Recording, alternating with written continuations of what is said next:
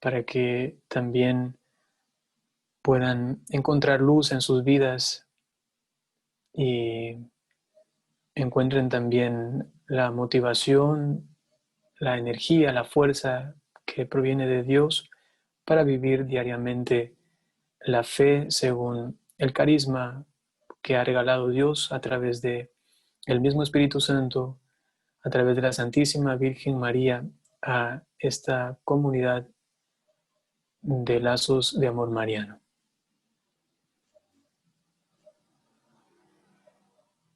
Dios te salve María, llena eres de gracia, el Señor es contigo.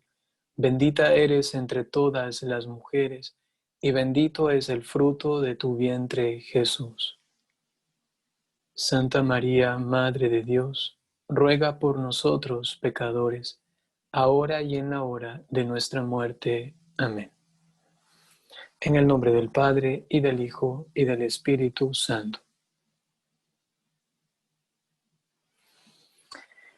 Listo, queridos hermanos, amigos. Yo por aquí veo algunas caras conocidas y me alegro bastante. Casi que conozco a todos los que están aquí. Oh, sí, creo que sí. Creo que se han confesado algunos conmigo. Entonces, qué bueno que estemos así, sea un compartir muy familiar, muy ameno, ¿no?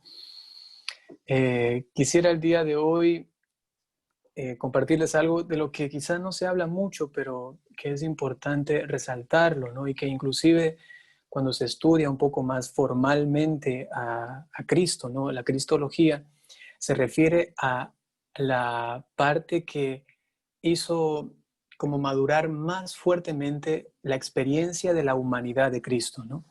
Y me estoy refiriendo a su vida oculta. Para ello, entonces vamos a tomar un texto bíblico. Está tomado del Evangelio según San Lucas en el capítulo número 2, versículos 51 y 52. Lucas 2, 51, 52. Se puede titular esta charla, esta predicación, como la unión a la vida oculta de Jesús, ¿no? La unión a la vida oculta de Jesús. Y al, de alguna manera, sumergirnos o adentrarnos en este misterio, vamos a encontrar en esto una vitalidad, una fuerza muy grande para vivir sobre todo este tiempo de encierro, de pandemia, ese tiempo de ciertas limitaciones, ¿no? Voy a leer el texto, ustedes lo escuchan con mucha atención.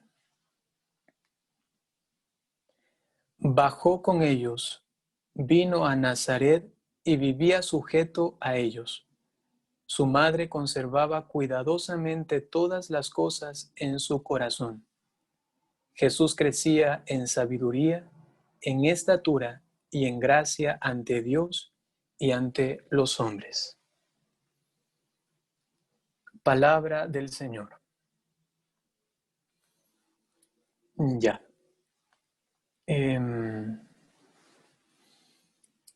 Nosotros sabemos que hay muchos años de la vida de Jesús, es más, la mayoría de los años de la vida de Jesús que no conocemos, que no sabemos qué pasó, ¿no? Por allí hay algunos estudiosos de la Biblia que dicen que sí, que trabajó en cierta ciudad, por ejemplo, Jesús, en una tal ciudad llamada Séforis, que allí construyó juntamente con José algunas casas, ¿no? Porque el término tectón, ¿no? Que se utiliza para referirse a la profesión de Jesús no es concretamente carpintero, ¿no? Sino que es un artesano. Y eso se refiere a aquel que construye. Eso tiene que ver también con lo que se conoce actualmente como el maestro, ¿no? De la obra, de la construcción, ¿no? Como un albañil. Y también, obviamente, esto encerraba la carpintería, ¿no? Y entonces sabemos quizá que ha tenido cierta instrucción, obviamente, ¿no? Porque sabía otros idiomas, no solamente el religioso y el materno, ¿no? El hebreo y el arameo, sino que se ve que también conocía el latín, también conocía la lengua helenística en ese entonces, el griego antiguo, ¿no? Pero no sabemos mucho más, ¿no? ¿Y qué más pasó de Jesús, ¿no? Tenemos algunos evangelios apócrifos que nos hablan de esta vivencia de Jesús, pero muchos de ellos poniendo demasiada, digamos así, cosa espectacular, ¿no? Y diciendo, Jesús hizo esto de acá y pudo y sanaba y curaba a los pajaritos, o que se cayó un amigo del segundo piso y luego le sanó y cosas así, ¿no? Cosas que justamente para la iglesia primitiva fueron motivo de no elección para el canon bíblico, ¿no? Sino que dijeron, esto está demasiado exagerado, ¿no? Están presentando una figura de Jesús demasiado como angélica, ¿no? Y no tocante a la humanidad, ¿no? Y por ello, todos los escritos que se refieren a esta etapa de la vida prácticamente no los tenemos, no los consideramos dentro del canon bíblico, sino aquellos otros, los que tenemos actualmente, Mateo, Marcos, Lucas y Juan, que en cambio nos muestran una parte tan cercana, tan humana de Jesús, ¿no? Si vemos cada uno de los evangelios, ¿no? Sobre todo los sinópticos, Mateo, Marcos y Lucas, vemos una faceta de la humanidad de Cristo, ¿no? Por ejemplo, la cercanía a los pobres, el hecho de hablar, de predicar, ¿no? Hablar con sencillez, o también sus obras, ¿no? Cada uno de estos evangelios resalta una de estas partes, ¿no? Y el evangelio de Juan, si bien es cierto, habla de la divinidad de una forma contundente, clara, ¿no? Sin embargo, pone como de acentuación, ¿no? También esta parte humana, está tan íntimamente unido, ¿no? Por eso es que en el prólogo de San Juan se habla de esta encarnación, de este poner la tienda entre los hombres del Verbo eterno, ¿no? El que era Dios, el que es Dios, el que será Dios, vino a los hombres, puso su carpa, ¿no? Vino a habitar junto a nosotros, se hizo hombre, ¿no? Entonces, adentrarnos y meditar en el misterio de la vida oculta de Jesús, por un lado, trae ciertos límites, porque decimos, pero ¿en qué me baso para meditar, no? Y por otro lado, tenemos una gran amplitud, ¿no? Porque decimos, es tan grande, ¿no? Tantos años, todo lo que podemos reflexionar de Jesús, ¿qué habrá hecho, no? Y uno puede darle ahí rienda suelta a la meditación. Uno va a la capilla y entonces dice, ¿qué habrá hecho Jesús cuando entró a la pubertad, no? Y entonces comenzar a pensar en esto, ¿no? O qué habrá hecho Jesús cuando eh, yo qué sé, tenía sus mejores amigos de infancia o de juventud, ¿no? ¿Qué habrá hecho Jesús en eso, esto de acá? Y uno puede meditar muchísimo, ¿no? Eh, Sin embargo, les propongo el día de hoy ir a una meditación basada en el Antiguo Testamento, luego basada en la historia de la iglesia, sobre todo de los primeros padres del desierto, y así llegar a una comprensión quizá más clara de la vivencia de Jesús en esta etapa oculta, ¿no? Ahora, ustedes se preguntarán quizá, pero ¿por qué vamos a hablar de la etapa oculta? ¿Por qué justamente ahora, no? Y es porque pienso que en este tiempo de pandemia, ¿no? Estamos experimentando un momento oportuno de responsabilidad personal como nunca, y quizá después de muchísimos siglos, no sé si esto se ha vuelto a, o se ha dado alguna vez en la historia de la humanidad, ¿no? Pero ahora podemos tener una experiencia de vivencia más personal, ¿no? Sobre todo en Latinoamérica, nosotros somos muy sociables, ¿no? Somos muy comunicativos, siempre estamos actuando según una psicología grupal, ¿no? Lo que hacen los demás, yo también, ¿no? Mis amigos me mueven, me incitan, mis amigos, mis compañeros, el trabajo, el dinero, todo muy exterior es lo que me motiva, lo que me mueve, ¿no? Y en un tiempo de pandemia, sobre todo se recalca la parte individual, personal, y no tanto la parte comunitaria. He ahí que luego se tiene dificultades para, no sé si es que pasa, por ejemplo, en Lazo, seguramente, ¿no? Pero yo he dado algunas charlas a través de Internet, digamos así, a diferentes partes del mundo, ¿no? Y la grave, digamos, dolencia que tienen los grupos es que no se reúnen, ¿no? Es que cuando estaba en la parroquia, cuando estaba ahí en la charla a tal hora, las personas llegaban, ¿no? Pero siempre llegaban grupalmente, en masa, ¿no? Porque va el otro, se encuentran y llegan, y llegan, y llegan, ¿no? Entonces todos ellos me decían, a la catequesis no están llegando, o sea, de manera virtual, ¿no? Ya los grupos de oración que teníamos vienen poquitos, no se conectan, que siempre tienen algo que hacer, que siempre están ocupados, que siempre, no sé qué tanto tendrán que hacer, ¿no? Que no pueden buscar un tiempito para esto, ¿no? Y esto se debe justamente a que hay una carencia de experiencia de la individualidad, de la madurez personal. Pienso que ya estuvo bien que en las comunidades cristianas, en los grupos de fe, se haya madurado y se haya experimentado esta responsabilidad social comunitaria, ¿no? Y qué bonito y bendito sea Dios que ahora podamos experimentar esta responsabilidad personal e individual, ¿no? Entonces, siguiendo el ejemplo de Jesús, que él vivió un tiempo, qué bonito, ¿no? Un tiempo solo, digamos así, oculto. El texto nos hace referencia a María.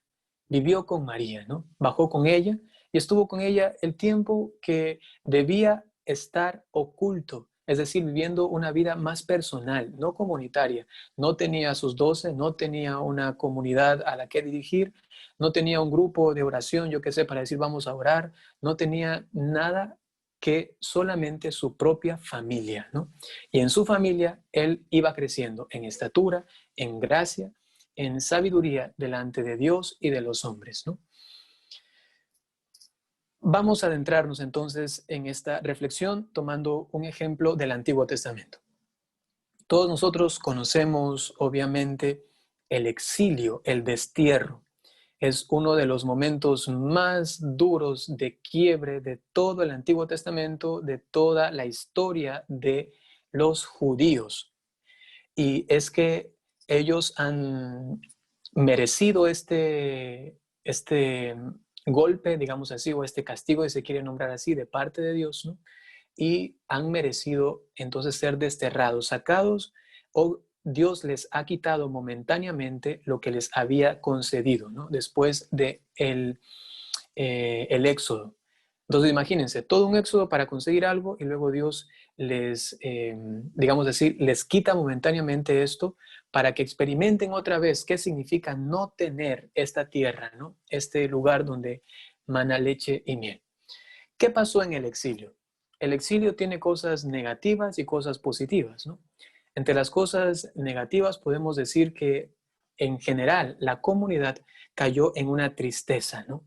Decían que ya no podían cantar. Los salmos dicen que los extranjeros le decían, hey, cantadnos un cántico de Sión, ¿no? Y ellos decían, ¿qué voy a cantar un canto de Sión? ¿No? Decían, si aquí solamente colgamos nuestras cítaras y nos echamos a llorar, dice el salmo, ¿no? ¿Por qué? Porque no tenemos un lugar de culto. No podemos ir al templo, decían, ¿no? No podemos realizar nuestros sacrificios. El sacerdote y el profeta vagan por la ciudad, ¿no? ¿Por qué? Porque no tienen un lugar sagrado para poder reunirse, ¿no? Entonces se cae en una grave tristeza. Normalmente, cuando se nos priva de una vivencia comunitaria de la fe, uno puede entrar como en esta tristeza, ¿no? Cuando estamos, digamos así, en un destierro, en nuestras propias casas, ¿no? En un estado de pandemia, un sentimiento muy común es la tristeza, ¿no? Y esto se da porque uno tiene muchas incertidumbres, es decir, uno cae en la desesperanza, ¿no? Eso es lo que les quita justamente el destierro al pueblo de Israel. Le quita la esperanza del futuro. ¿Y ahora qué más vendrá? Y para ello Dios tiene que, digamos así, contratarse unos buenos profetas que les van a animar a estos pueblos, ¿no? O si no, o sea, sencillamente no tenemos nada más que hacer, ¿no? Y nada tiene sentido. ¿Qué estamos haciendo aquí?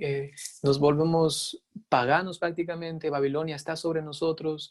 Nabucodonosor nos está pisando el cuello y nosotros solamente tenemos que hacer lo que él nos diga, o si no, nos mata o sencillamente nos quita los beneficios que sutilmente y muy estratégicamente les daba a ellos, ¿no?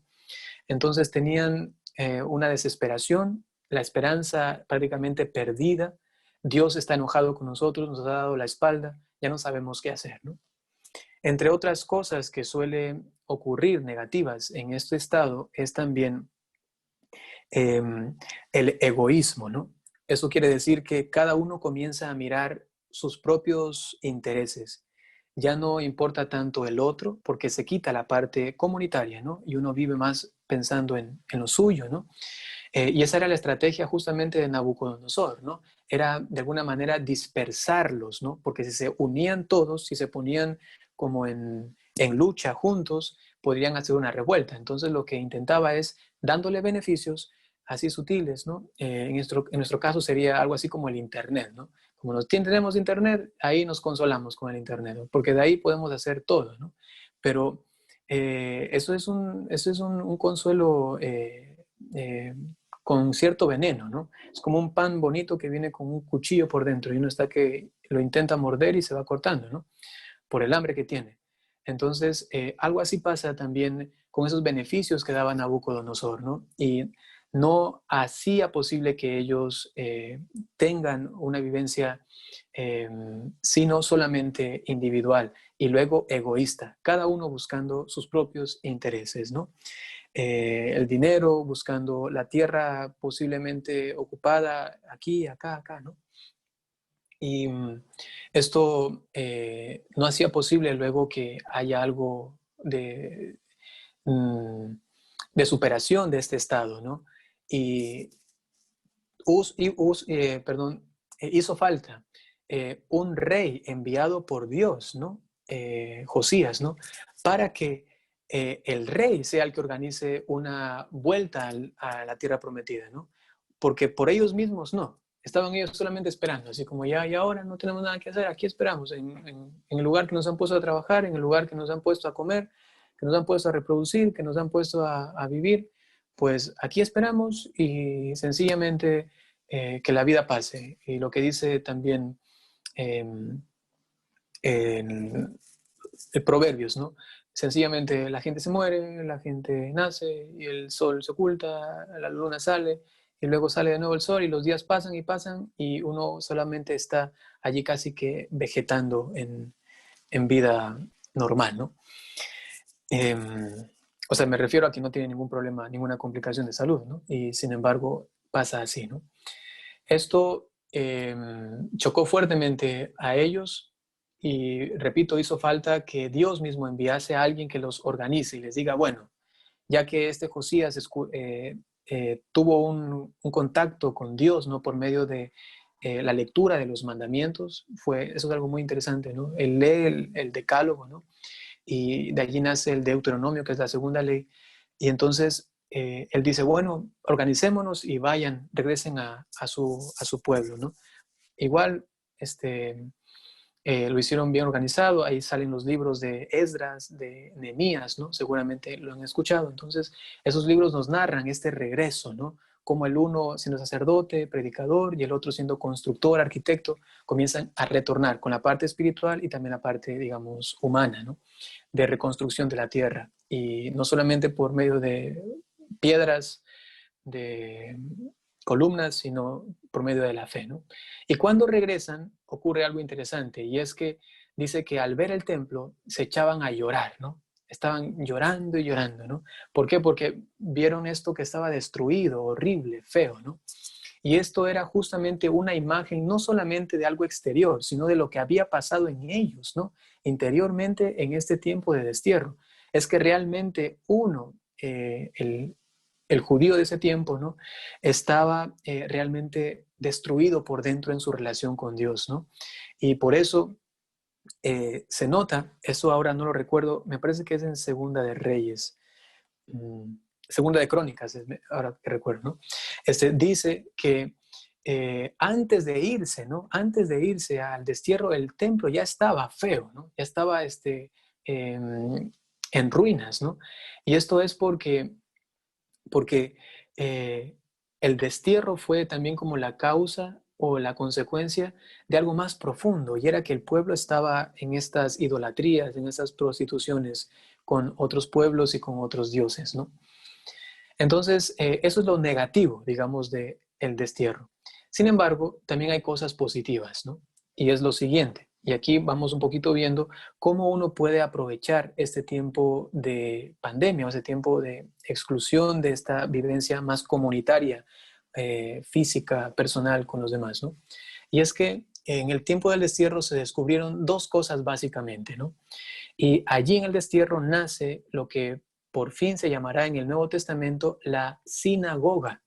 Esto es algo novísimo para el pueblo de Israel. Solamente tenían un templo y era el único lugar donde se podía dar culto a Dios.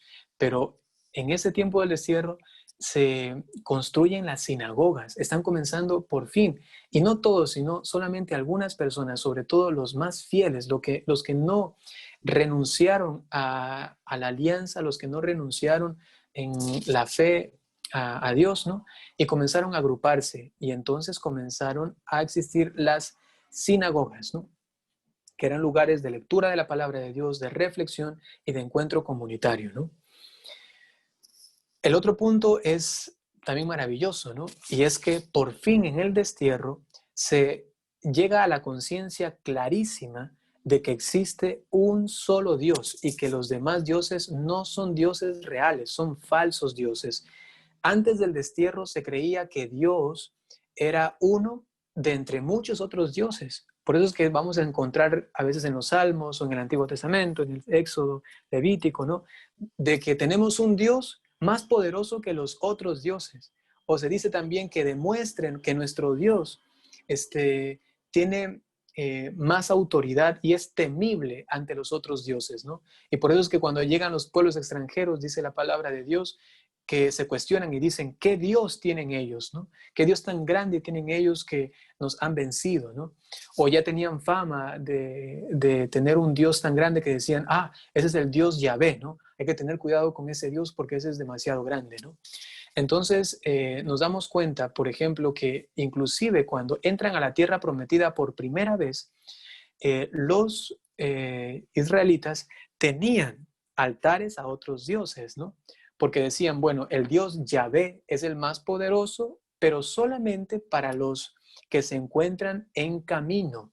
Era el Dios de los pastores, era el Dios que se encuentra, Yahvé no significa el que está, ¿no? El que es y el que está, ¿no?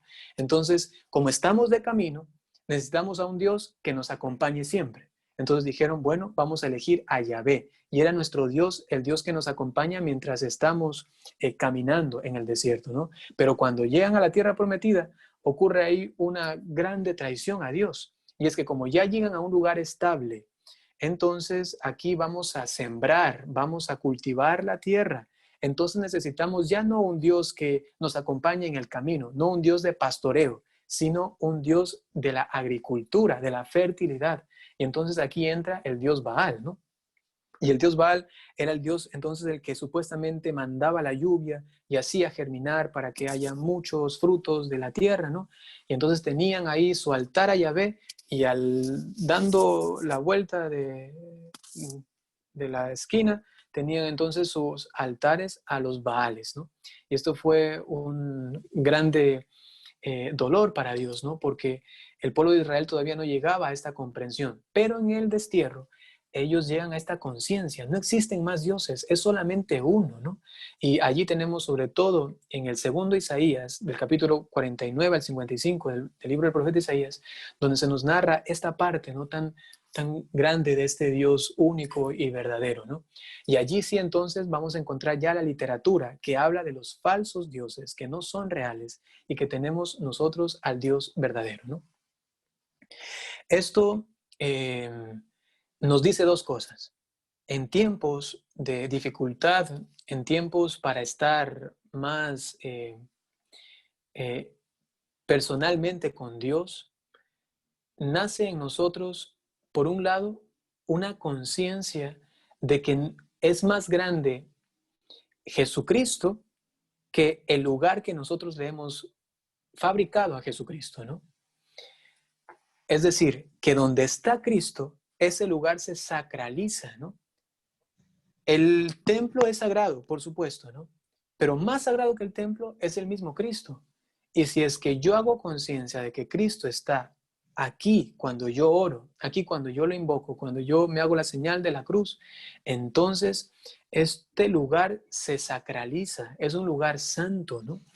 Y esto es lo interesante también de los textos bíblicos, ¿no? Cuando Jesús habla en relación al templo, ¿no? Yo soy más que el templo, dice así, ¿no?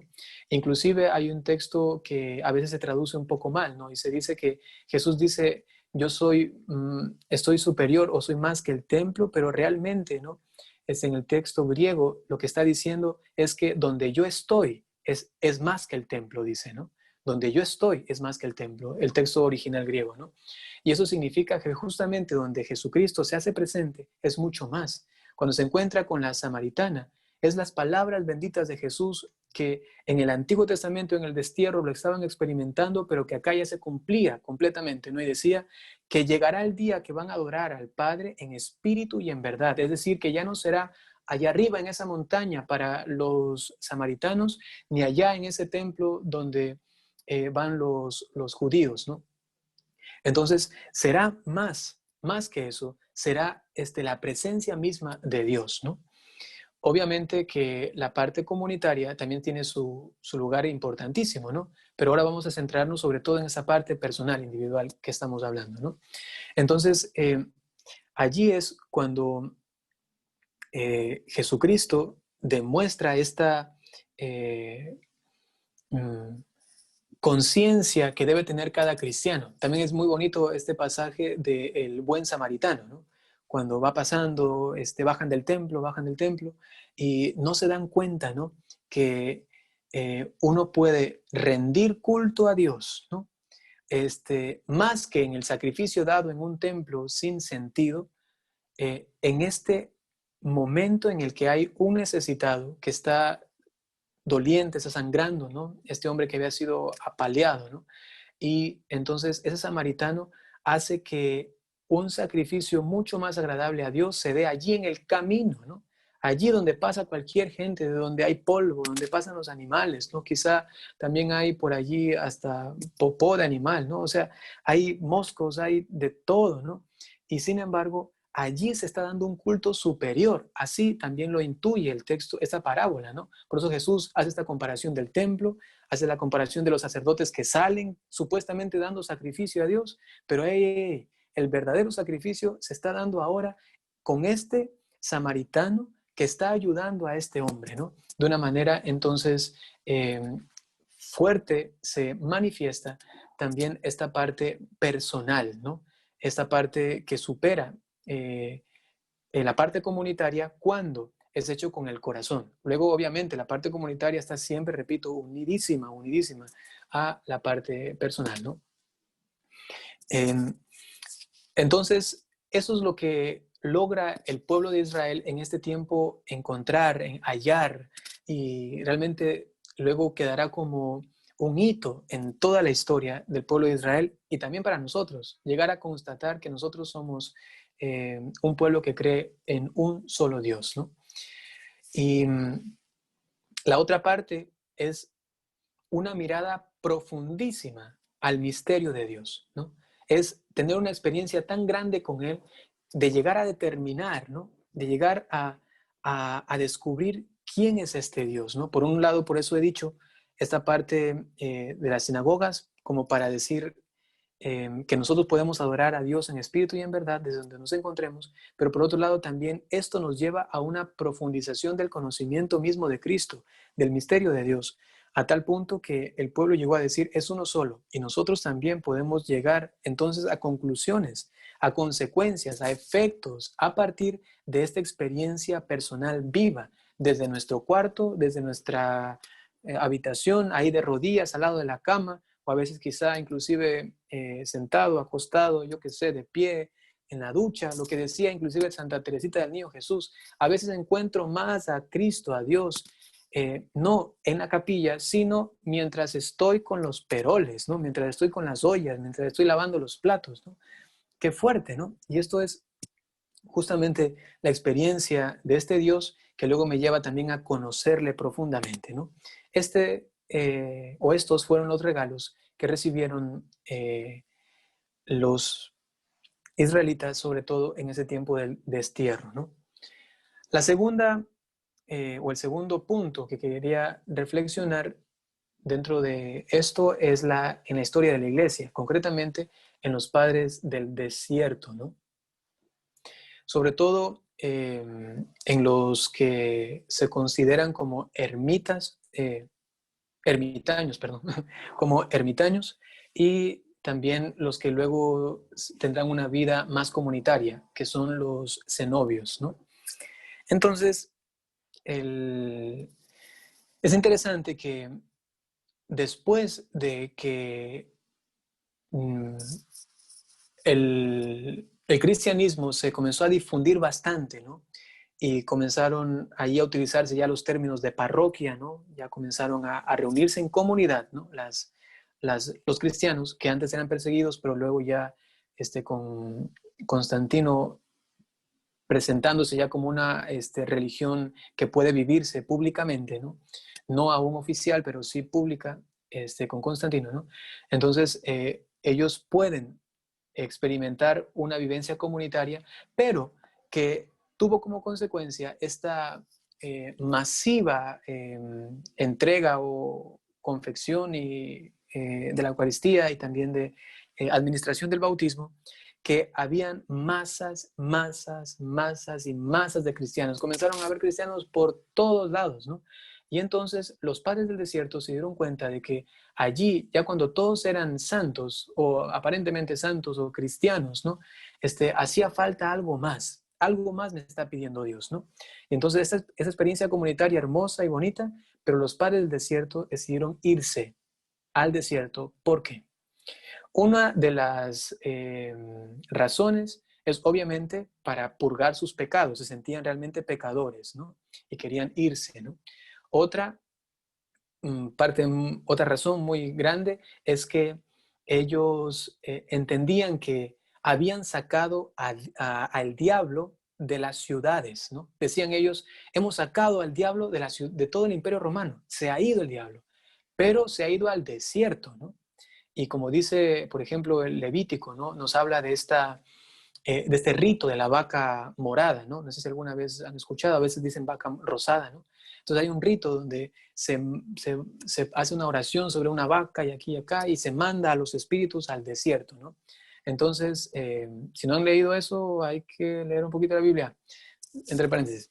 Entonces, el, el, el padre del desierto decía, ya hemos sacado al demonio de las ciudades, pero ahora vamos a sacarlo inclusive del desierto, que se vaya completamente, ¿no? Y entonces iban a santificar el desierto, ¿no?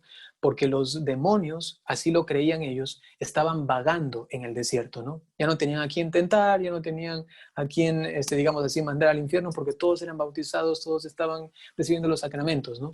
Era la concepción, digamos, primera, un poco ingenua también, digamos así, porque el demonio también estaba metido allí en el imperio, ¿no? Pero bueno, ese es otro punto. El tercer punto, y es el que nos compete más a nosotros, es que una de las razones por las que se fueron era porque querían vivir una vida personal, individual, de relación con Dios. Y por ello entonces se metían en una cueva y ahí pasaban, ¿no? Tenemos a San Antonio Abad, que es el padre de la vida eremítica, ¿no? Que luego también se irá esto desarrollando, como decía, a lo que se conoce como la vida cenobítica, que es la vivencia en comunidad, ¿no? Pero primera etapa es esta vivencia personal, individual. Y allí se vivió una experiencia muy profunda con Dios, pero no era algo así como desordenado, ¿no? Como, bueno, yo voy aquí, me acuesto en esta roca o en esta piedra y ahí me quedo dormido, luego me levanto y cuando me dé ganas oro y después yo qué sé, consigo comida y ya no sé qué día estamos, no sé qué tiempo del año, algo así, ¿no? Como perdidos, ¿no? Como perdidos. No era así, ¿no? Sino que eran personas que, dicho sea de paso, el desierto no estaba tan lejos de la ciudad. Uno en 4 o 5 kilómetros ya llegaba al desierto, ¿no? No es que significa que recorrieron, yo qué sé, semanas y meses para llegar allá, no, estaba cerquita, ¿no? Eso quiere decir también que de cierta manera nunca se desentendieron del mundo, ¿no? Y estaban en el desierto, pero tenían una vida que necesitaba cierto orden. Y por ello los padres del desierto trabajaban ahí, ¿no? No se dedicaron allí solamente a broncearse, ¿no? No se dedicaron allí a adelgazarse y a vivir una vida fitness o algo así, ¿no? Sino que fueron al desierto y comenzaron a trabajar, ¿no? Cogían de las ramas de por acá y comenzaban a hacer sus o artesanías, ¿no? Y eso inclusive también les servía para su sustento, ¿no? Que luego si tenían que comprar algo aquí y acá, ¿no? Entonces, ellos también trabajaban, tenían un horario, ¿no? Inclusive de allí ya se va intuyendo la regla de San Benito, ¿no? Que es hora et labora, es decir, orar pero también trabajar, ¿no? La repartición en 3 del día, ¿no? 8 horas para trabajar, 8 horas para orar y 8 horas para dormir, ¿no? Para descansar. Entonces, eso también es interesante, ¿no? Porque en el desierto, los padres de la iglesia, los padres del desierto, pudieron tener una unión muy íntima con Dios, experimentar también esta etapa de la vivencia de Jesús, ¿no? De este misterio de ser como metidos, ¿no? En esta vivencia oculta, ¿no? Ahí como que nadie se entere, yo estoy solamente con Dios en mi vivencia personal, pero a la vez también de lo que más, digamos, experimentaban era también el ataque del demonio, ¿no? Y estaba fuertemente entonces el demonio junto a ellos dañándoles, ¿no? Tenemos una imagen hermosísima de San Antonio, ¿no? Donde él se encuentra algo así, ¿no? Y hay muchísimos demonios a su lado, ¿no? Están ahí como acosándole, ¿no? Pero él aprende a vivir como en paz a pesar de que los demonios le están ahí atormentando. Inclusive se sabe de él que al final de su vida, ya casi al morirse, eh, los demonios se habían puesto como de acuerdo para ir a tentarle, ¿no? Y decir, hay que ir todos donde él para dañarle, ¿no? Para que se condene ahí al final de su vida, ¿no? Y es que también esta actuación fuerte del demonio también se revela, se manifiesta cuando uno está solo, ¿no? Cuando uno vive personalmente su fe, ¿no? Entonces saquemos dos enseñanzas de esto, ¿no? Y es que la vivencia de los padres del desierto nos enseñan, por un lado, que es importante la experiencia personal con Dios, ¿no? Para no caer en la masificación o en una sola y pura, mera psicología grupal. Por eso es que voy al grupo, por eso es que voy a la oración, por eso es que voy a la misa, ¿no? No, no, es personal, es personal. Yo me ordeno mi día y tengo esto para orar, tengo esto para eso de acá y esto de acá, ¿no? La otra enseñanza es que nos encontramos fuertemente con el demonio, ¿no? Y con el demonio, ¿por qué lo resalto, ¿no? Lo recalco, ¿no? No es que a mí me gusta hablar mucho de él, pero es importante mencionarlo, que por fin nos damos cuenta que realmente el demonio está tentándonos continuamente, ¿no? Porque a veces pensamos que no, a veces creemos que el demonio tiene cierta actuación, actúa allí tentándonos, ¿no? Pero no vemos claramente cómo, por dónde, no vemos claramente cuáles son sus artimañas, cuáles son sus dardos, ¿no? En cambio, cuando uno está solo, ocurre lo siguiente, uno comienza a conocerse a sí mismo, ¿no? Y en el conocimiento de sí mismo, uno aprende a... ¿Alguien está hablando por ahí? En el conocimiento de sí mismo, uno aprende a...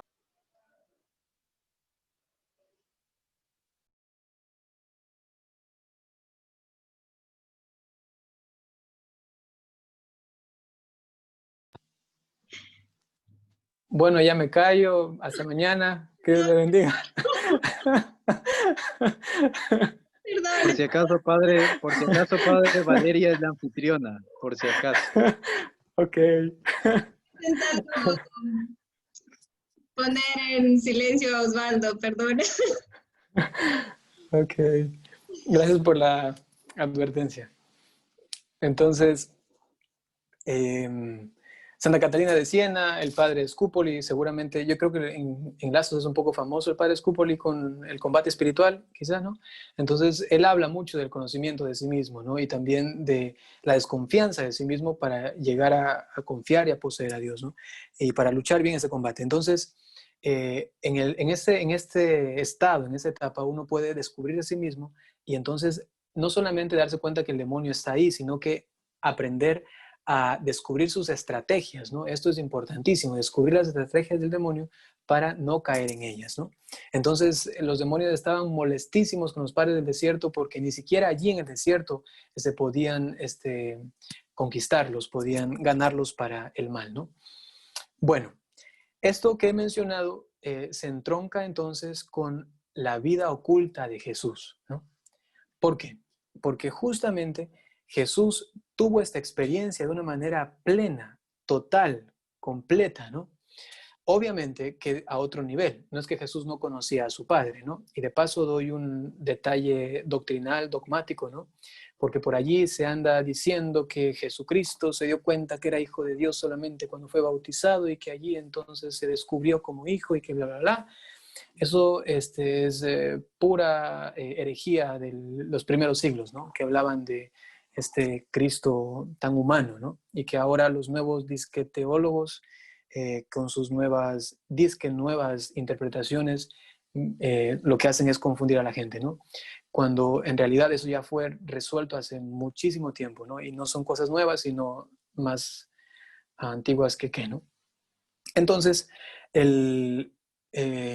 Jesucristo, si leemos en el Catecismo de la Iglesia Católica en cuanto a la conciencia de sí mismo, ¿no? Ahora no recuerdo los numerales, pero ahí está, ¿no? Nos dice que Jesucristo tenía conciencia de sí mismo, de quién era Él, de su relación con el Padre y su misión. Siempre tuvo conciencia de esto. Su naturaleza divina le infundió, es la ciencia infusa, ¿no? Le infunde a su naturaleza humana esta conciencia desde siempre. ¿Quién era Él, su relación con el Padre y su misión, ¿no? Entonces, lo otro sí, lo otro comenzó a aprenderlo, lo otro comenzó a descubrirlo, todo lo demás, lo que tiene que ver con la faceta humana, ¿no? Entonces podemos encontrar a Jesús que aprende a hablar, que aprende a trabajar, aprende a jugar, aprende a comer, aprende a todo, ¿no? Haciendo desde las cosas más naturales y más ordinarias hasta las cosas que requieren esfuerzo para, yo qué sé, aprender a darle en el clavo con el martillo, ¿no? No sé si Jesús pudo a la primera, ¿no? Pero ahí quizá intentando, o sea, tuvo que haber machucado el dedo también. Entonces, todo eso también tuvo que ir aprendiéndolo, ¿no? Desde su parte humana, ¿no?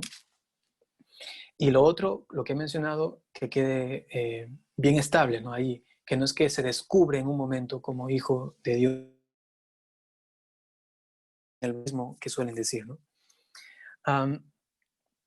Entonces, ahora sí, Jesús desde otra forma, de un estado distinto, ¿no? Él también tiene esta etapa de, entre comillas, de desierto, de destierro, ¿no? O de desierto, o para nosotros de pandemia, digamos así. Una vida como oculta, más retraída, más en la casa, más con su mamá, más con su papá, ¿no? Y allí él toca, él palpa lo que nosotros como seres humanos palpamos todos los días, ¿no? Eso es muy bonito, sobre todo reflexionar, ¿no? Cómo Cristo, pudiendo redimirnos solamente con la gotita de sangre que salió en el momento de su circuncisión, ¿no? Ya con eso nos podía redimir, ¿no? Él quiso redimirnos completamente asumiendo nuestra naturaleza y nuestra experiencia humana, no solamente diciendo soy realmente Dios, perdón, soy realmente hombre, sino que he experimentado todo lo que los hombres experimentan, ¿no? Y entonces el unirse, eso es parte de la humildad de Cristo, ¿no? El unirse a a nuestro anonimato, el unirse a nuestra individualidad, al no ser visto ni mirado, o mejor dicho, admirado, ¿no? El no ser escuchado por casi nadie, ¿no? Ahí solito, ¿no? Y esto les sirvió, ¿no? Para luego, entonces, imagínense, ¿no? Esta profundización de su relación con el Padre, ¿no? Que se dio en el destierro con el pueblo de Israel, ¿no? Reconocer a Dios, la oración y todo esto, ¿no? Él también, ¿no? Imagínate ¿Cuánto tiempo tuvo que Jesús haber orado, orado, orado, para luego sacar como consecuencia de todos sus años de oración el Padre Nuestro, ¿no? ¡Wow!, ¿no? Tanto tiempo en oración, en vigilias, en su relación con María también, aprendiendo de ella, ¿no? Cómo oraba y todo esto, ¿no? Y al final, el resumen de toda mi experiencia de oración dada a mis hermanos para enseñarles a orar, el Padre Nuestro, ¿no? El Padre Nuestro no fue solamente algo que dijo Jesús, bueno, vamos a orar y como a veces nosotros oramos, lo que nos salga en ese momento, ¿no? No, no, no. El Padre Nuestro es la oración por excelencia, perfectísima. Es más, San Agustín dice que no existen oraciones cristianas que no estén contenidas en el Padre Nuestro, ¿no? Entonces, es porque esto fue toda la esencia, mejor dicho así, el condumio, ¿no?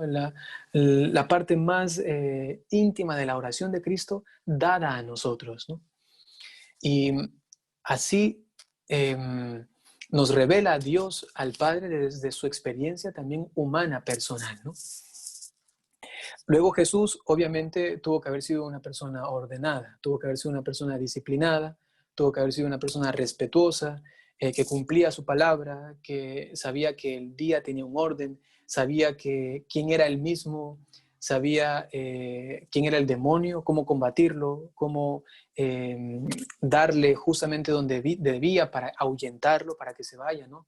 Lo tenemos claramente esto manifestado en el desierto, ¿no? Los 40 días de ayuno de Jesús, ¿no? Entonces, esta experiencia del Antiguo Testamento y de los padres del desierto, podemos de alguna manera también mirarla en Jesucristo, sobre todo en su parte más oculta, ¿no? Ahora, porque ya veo que se me acaba el tiempo, faltan 7 minutos, quisiera decirles a ustedes que ustedes pueden también tener esa experiencia. Y esa experiencia es muy motivadora, ¿no? Porque da ilusión, ¿no? Da realmente ilusión, ¿no? Es como, ah, yo quisiera también experimentar eso con Cristo, ¿no? Su vida oculta. No sé, por ejemplo, yo les comparto algo muy personal. Cuando yo entré al seminario, ¿no? Y estaba también aquí en la comunidad, yo decía, ya quiero, ¿no? Ya quiero ir a las personas, quiero ir a predicar, quiero ir a todos, ¿no? A todos, todos, todos, todos. Y resulta que me tocó estar al lado de alguien que era un excelente predicador, que era un excelente, digamos así, hombre de masas, digamos así, ¿no? Y es el padre Giovanni, ¿no? Entonces, yo tuve que estar a su lado y durante muchos años yo nunca predicaba, ¿no? Yo solamente estaba ahí mirándole y él me decía, ¿quieres decir algo? Yo, no. ¿Por qué? Porque lo que él decía para mí era, ya, o sea, ¿yo qué voy a decir? ¿Qué más voy a decir de todo lo que ha dicho él, ¿no? Entonces yo solamente lo miraba, iba a los retiros, iba a las convivencias y él daba todas las charlas, a mí me hacía por ahí decir algunas cosas, a veces una charla de Eucaristía, él me decía que le gustaba que yo la dé, ¿no? Porque quizá era lo más fácil o lo que, como uno ama, ¿no? Fácilmente lo dice, ¿no? Pero ya lo demás, él cogía y yo solamente estaba al lado, cargando los cables, al lado, llevándole la computadora, al lado, o sea, así, ¿no? Casi no haciendo nada, ¿no? Pero llegó un momento en el que hablaba con el padre Pedro, ¿no? Que quizá ustedes lo conocen, y él me decía, Byron, aprovecha este tiempo, ¿no? Es el tiempo para disfrutar con Jesús su vida oculta también, ¿no? Y cuando me dijo esto, creó en mí una ilusión, ¿no? Y dije, ah, sí, qué bonito. Llegarán días en el que quizá ya no puedo hacer eso, ¿no? Llegarán días en el que ya no puedo estar muy solo, ¿no? O muy apartado del mundo y de la gente, ¿no? Y entonces yo disfrutaba bastante ese tiempo, ¿no? De no hacer casi nada, ¿no? Sencillamente hacer lo que tengo que hacer en la comunidad y hacer esto, darle comer al perro, yo que sé, bañarlo de vez en cuando, ir a la parroquia, solamente dar una que otra catequesis, aquí y acá, pero no hacer mucho, ¿no? Y estar sobre todo estudiando, estar aprendiendo, mirando o escuchando de los demás, digamos así, realmente creciendo, ¿no? Y entonces, esto es como un testimonio también breve para que ustedes también de alguna manera se fascinen, se ilusionen por este tiempo, ¿no? Y no lo consideren como veíamos, las partes negativas, ¿no? Un momento de tristeza, un momento de desesperanza, no sé qué va a pasar en el futuro, no puedo reunirme con mis amigos, no los puedo ver, no los puedo tocar, no los puedo leer, ¿no? No estoy con ellos y entonces no sé cómo voy a pasar esto y bla, bla, bla, bla. No, no, no. Es el momento para madurar personalmente, ¿no? ¿Y qué cosas se pueden madurar? De lo que yo he pensado para ustedes es lo siguiente. He sacado 3, 6, 7 cositas que se pueden perfeccionar fuertemente, ¿no? Y ustedes que están tan afianzados, ¿no? Están tan enlazados a María, entonces pueden hacerlo juntamente con ella, ¿no? Experimentar este tiempo con María, ¿no? Y es lo siguiente, discúlpenme que no hablé tanto en esta oportunidad de la Santísima Virgen, solamente es por el tiempo, ¿no? Ya me faltan 3 minutos. A ver, entonces les doy los siguientes puntos de reflexión para madurar mejor en la parte espiritual y la parte humana, ¿no? Primero, la humildad, ¿no? Es el hecho de estar solos en casa, hacer lo que tenemos que hacer, las cosas más cotidianas, más sencillas, e inclusive el trabajo, o la comida, el estudio, la oración, todo esto solito, nadie te ve. O si te ve es tu familia y a ti casi ya ni te importa lo que piensa tu familia de ti, así que no te presiona tanto psicológicamente, ¿no? Pero en cambio en el grupo sí, pues, en el grupo todos te ven y me están viendo y todos, entonces a achinar los ojos, ¿no? A juntar las manitos, a ponerme de rodillas y para que crear un ambiente así como fuerte de mucha piedad, ¿no? Pero que en tu cuarto es distinto, porque ahí sí no tienes que demostrar a nadie que estás sintiendo cositas por dentro, ¿no? Sino que estás sencillamente con Dios, ¿no? Y ahí se da realmente la verdad, que es humildad, según Teresa de Ávila, ¿no? Entonces, la humildad, el estar con Jesús en esta etapa oculta, ¿no?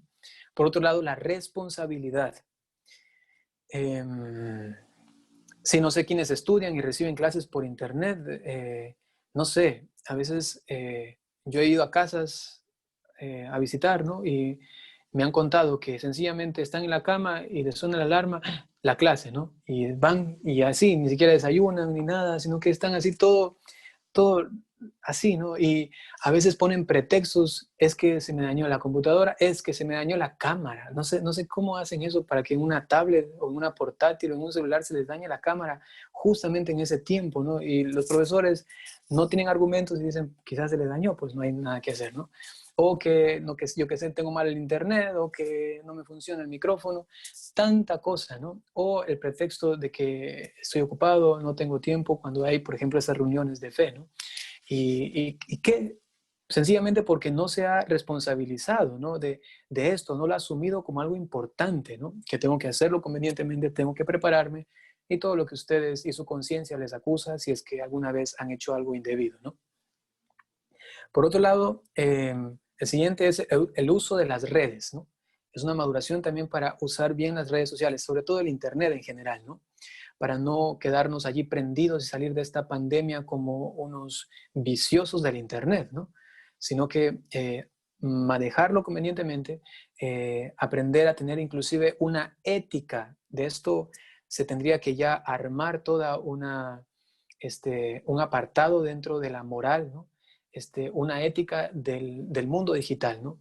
Porque allí se cometen muchísimos abusos. Como me mandan un mensaje y me sale allí en las notificaciones, no tengo que entrar al mensaje para ver si es que, o para leer el mensaje y que la otra persona se dé cuenta que lo he leído, ¿no? Y entonces aplazamos conversaciones, dejamos a la otra persona suspendida 5 minutos, media hora, 2 días, 5 días, ¿no?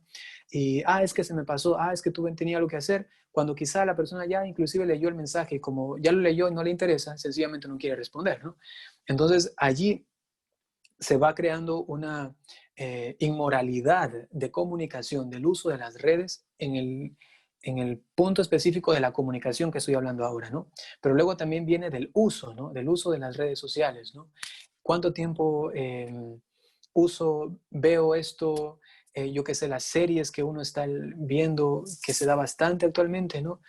Todo el mundo allí contrario contra Netflix porque subió una serie o una película, yo qué sé, de Jesús, que era algo así como homosexual o gay, ¿no? Y que no sé qué, que no sé cuánto, y todos pusieron, ya vamos a dejar de utilizar Netflix, bla, bla, bla, bla. Pasaron los meses y todos prendidos allí viendo series y viendo esas películas que les hacían llorar, no sé cómo se llama esa que fue tan famosa. Eh, yo qué sé, y yo por ahí, cuando me mandaban el link, yo decía, ¿y tú no dijiste que ya nunca más ibas a utilizar Netflix?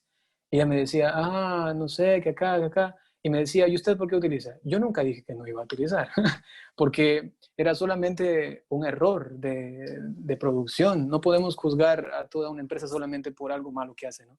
A veces juzgamos así a las personas también, de paso lo digo, ¿no? Que porque algo hacen malo ya los condenamos, ¿no?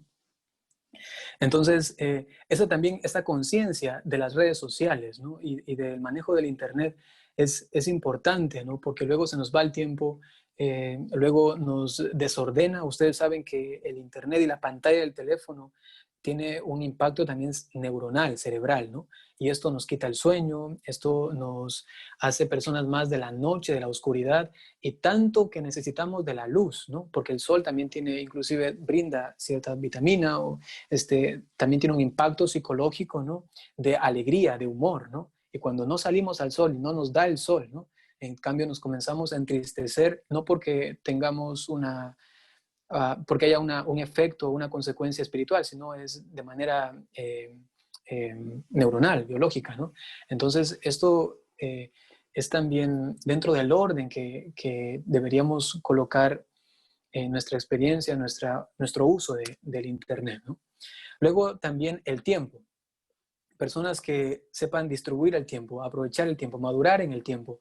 Hay un santo que decía que el único bien que tenemos es el tiempo, ¿no?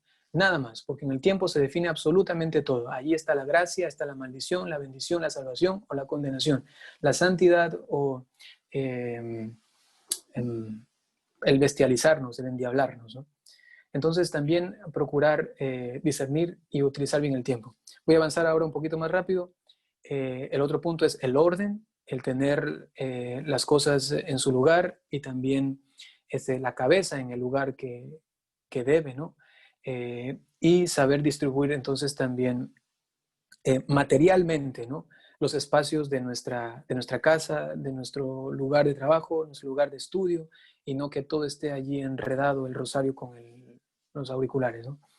Luego, el otro punto es la fidelidad a la conciencia, ¿no? ¿Esto por qué lo puse? Ya me acordé. Es de fidelidad a la conciencia, porque nosotros podemos fácilmente justificarnos, fácilmente darnos el visto bueno en situaciones que son realmente pecaminosas, ¿no? O que son malas, solamente porque decimos es que, ¿no? Es que, el típico esqueísmo, ¿no? De este siglo XXI. A todo le ponemos el es que, ¿no? Es que eh, eh, comprende, ¿no? La situación en la que estamos. Es que mira esto de acá, ¿no? Y no vamos más profundamente a nuestra conciencia, ¿no? Sino que intentamos como callarla, taparla, inclusive a veces pegarle un palazo para que se calle, ¿no? Y más bien es que en este tiempo, solo por este tiempo voy a aceptar esto o aquello, ¿no? En términos espirituales, a veces tentaciones y pecados, ¿no? Y en términos también humanos, ciertas cosas que no son productivas o que no sirven para nada, ¿no? Entonces también considerar esta fidelidad a la conciencia, es decir, escucharle y hacer lo que tenemos que hacer, ¿no? Y por último, decisiones libres, completamente libres, más personales, porque antes decidíamos sobre todo por el grupo, más decidíamos por que el otro me animaba, porque el otro me mandaba el mensaje o porque el otro me ponía una carita, yo qué sé, feliz en un emoticón y con eso decía, bueno, quizá ya voy a pasar mejor el tiempo, voy a salir de mi casa, voy a distraerme y yo qué sé. Eran decisiones motivadas, decisiones de cierta manera con cierta coacción, ¿no? Actualmente tenemos que tomar decisiones completamente libres, normalmente, no siempre, pero digamos normalmente libres porque estamos solos, ¿no? Y entonces si voy al grupo, a través de internet es una decisión completamente libre. Fácilmente puedo decir esto, ¿no? Ahorita no puedo porque tengo un compromiso importante, ¿no? Y ahí Dios sabe cuál es ese compromiso, ¿no? Y al final quizás no es como lo presenta, ¿no? Entonces, estas decisiones libres también madurarlas, para que luego cuando salgamos de este encierro, si algún día salimos, entonces maduremos esta parte también humana, espiritual, ¿no? Allí, entonces, ustedes pueden fácilmente, pienso, mirar las cosas prácticas que puedo ahora brindarles.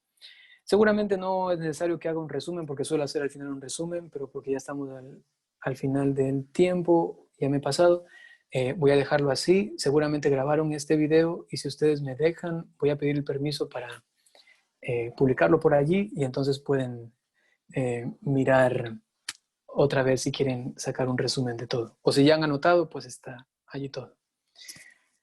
Eso es. Uh-huh.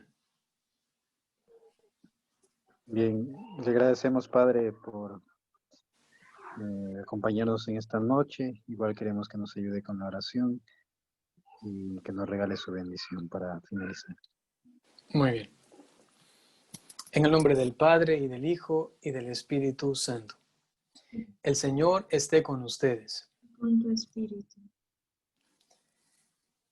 Te damos gracias, Señor, por este momento compartido. Tú eres el Dios verdadero y podemos adorarte a ti en espíritu y en verdad. Donde tú estás, allí se convierte en ese espacio, en el verdadero templo de oblación, de sacrificio, de entrega, de acción de gracias. Y por ello queremos que esta conciencia de tu presencia, que contigo todo el cielo se encuentra, pueda hacerse efectivo, eficaz en nuestra vivencia diaria. Te pedimos que nos enseñes a aprovechar este tiempo de pandemia para madurar nuestras áreas humanas y también la parte espiritual de conocimiento de ti mismo, de adoración, de distribución de nuestro tiempo para rendir mejor diariamente en nuestras cosas personales y también del grupo, en este caso concretamente de Lazos de Amor Mariano, para que sea parte de nuestra experiencia espiritual de la pandemia, esta ilusión por experimentar junto a ti, Jesucristo, esta vivencia de tu vida oculta. María Santísima, tú que acompañaste a Jesús en este tiempo, acompáñanos y enséñanos a bien aprovechar todos estos días para que cuando salgamos seamos realmente personas dispuestas a brindar como Jesucristo en su ministerio luego público se brindó a sí mismo completamente, así también nosotros brindar de lo que tenemos y de lo que somos a los más pobres y necesitados en este mundo. Y ahora yo, como sacerdote, les doy a ustedes la bendición. Les bendiga Dios Todopoderoso por intercesión de la Santísima Virgen María, San José, San Juan Eudes y todos los ángeles y santos. En el nombre del Padre, y del Hijo, y del Espíritu Santo. Amén. Un gusto muy grande poder compartir con ustedes. Muchas gracias, Padre. Dios le pague. Que Dios les bendiga a todos. Gracias, misioneros. Que Dios les bendiga. Un gusto. Así bien, que la bendiga.